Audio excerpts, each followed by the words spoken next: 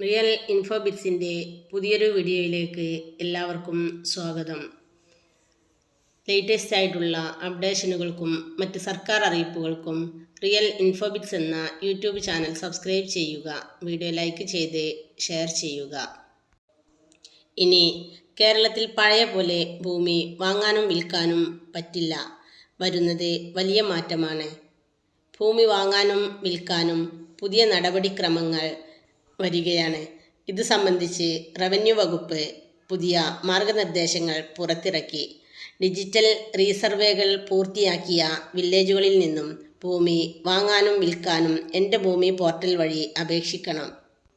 ഭൂമി വിൽക്കുമ്പോൾ തന്നെ നിലവിലെ ഉടമസ്ഥനിൽ നിന്നും പുതിയ ഉടമസ്ഥനിലേക്ക് പോക്കുവരവ് നടത്തുന്ന തരത്തിൽ സംവിധാനവും നിലവിൽ വരും. ഭൂമിയുടെ പ്രീമ്യൂട്ടേഷൻ സ്കെച്ച് ഉണ്ടെങ്കിലേ ഇനി ഭൂമി വിൽക്കാനാവൂ. ഉടമസ്ഥൻ കൈമാറ്റുന്ന ഭൂമിയുടെ വിസ്തീർണം അനുസരിച്ച് സർവേ സ്കെച്ചിലും മാറ്റം വരുന്നതിനാൽ വില്ലേജുകളിലേക്ക് പോക്കുവരവിനായി പ്രത്യേകം അപേക്ഷിക്കേണ്ടതില്ല. സർവേ സ്കെച്ചിൽ തണ്ടപ്പേര് വിവരങ്ങളും രേഖപ്പെടുത്തിയിരിക്കും. നികുതി അടച്ച രസീതുകളിൽ കരം അടച്ചതിനുള്ള രേഖ മാത്രം എന്നും ഇനി മുതൽ രേഖപ്പെടുത്തും. ഇതുൾപ്പെടെ ഡിജിറ്റൽ സർവേ നടത്തിയ ഭൂമിയിൽ നികുതി അടക്കാനും ഭൂമി കൈമാറാനുമുള്ള മാറ്റങ്ങൾ വ്യക്തമാക്കി റവന്യൂ വകുപ്പ് മാർഗനിർദ്ദേശങ്ങൾ പുറത്തിറക്കി.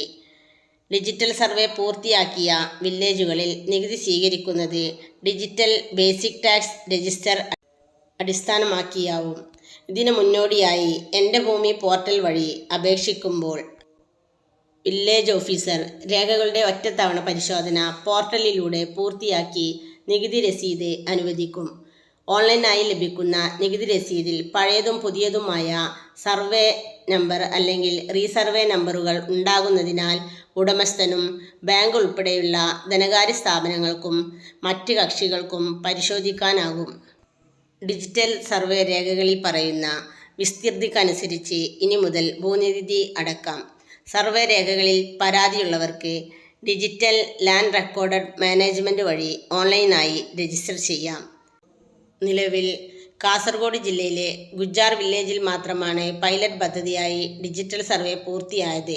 180 വില്ലേജുകളിൽ പദ്ധതി പൂർത്തിയായ ഉടൻ വിജ്ഞാപനം വരുമെന്ന് റവന്യൂ മന്ത്രി അറിയിച്ചു. ഭൂമി വിൽക്കുന്നതിനായി അപേക്ഷിക്കുമ്പോൾ ഭൂരേഖകളെക്കുറിച്ചുള്ള പരാതികൾ മനസ്സിലാക്കുന്നതിന് സർവേ സ്കെച്ചിങ്ങിന് 3 നിറത്തിൽ ബോർഡുകളുണ്ടാവും. BTR, തണ്ടപ്പേർ രജിസ്റ്റർ എന്നിവയിൽ ഉടമസ്ഥൻ്റെ പേരിലും വിലാസത്തിലുമുള്ള അക്ഷരത്തെറ്റുകൾ സംബന്ധിച്ച പരാതിയാണെങ്കിൽ പച്ച നിറം. ഇത് പരിശോധിച്ച് വില്ലേജ് ഓഫീസർ തിരുത്താം. ഉടമസ്ഥതയെ സംബന്ധിച്ചോ വിസ്തൃതിയെ സംബന്ധിച്ചുള്ള പരാതിയാണെങ്കിൽ മഞ്ഞ നിറത്തിലുള്ള സ്കെച്ചും, സർക്കാർ ഭൂമിയുടെ അതിര് പങ്കിടുന്നതാണെങ്കിൽ അവ സംബന്ധിച്ചുള്ള പരാതിയാണെങ്കിൽ ചുവപ്പ് നിറത്തിലുള്ള സ്കെച്ചും ആയിരിക്കും. മഞ്ഞയും ചുവപ്പുമുള്ള ഭൂമിയുടെ പ്രീമ്യൂട്ടേഷൻ സ്കെച്ച് അനുവദിക്കുമ്പോൾ പരാതികൾ ഉള്ളതിനാൽ സ്കെച്ചിൽ മാറ്റം വന്നേക്കാം എന്ന് വാട്ടർമാർക്കിൽ രേഖപ്പെടുത്തുകയും ചെയ്യും. ഇതുപോലുള്ള ഇൻഫോർമേറ്റീവായ വിവരങ്ങൾ നിങ്ങൾക്ക് ലഭിക്കുന്നതിന് വേണ്ടി റിയൽ ഇൻഫോബിറ്റ്സ് എന്ന യൂട്യൂബ് ചാനൽ സബ്സ്ക്രൈബ് ചെയ്യുക. വീഡിയോ ലൈക്ക് ചെയ്ത് ഷെയർ ചെയ്യുക. Thank you for watching.